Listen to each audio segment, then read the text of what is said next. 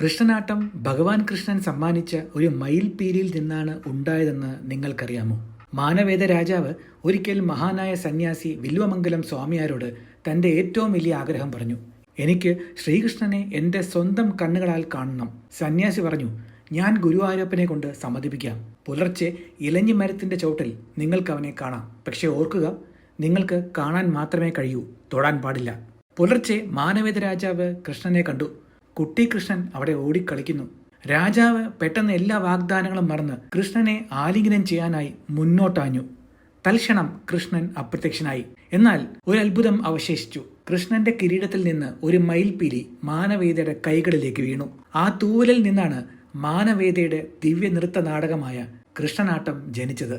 അവതാരം മുതൽ സ്വർഗാരോഹണം വരെയുള്ള 8 അധ്യായങ്ങൾ ഗുരുവായൂർ ക്ഷേത്രത്തിൽ നൂറ്റാണ്ടുകളായി ഒരു പുണ്യ വഴിപാടായി അവതരിപ്പിക്കപ്പെടുന്നു. കൃഷ്ണൻ അനുഗ്രഹിച്ച ഒരു പാരമ്പര്യം ഇന്നും സംരക്ഷിക്കപ്പെടുന്നു. കൃഷ്ണനാട്ടത്തിന്റെ ദിവ്യ ഉത്ഭവം ഇതാണ്.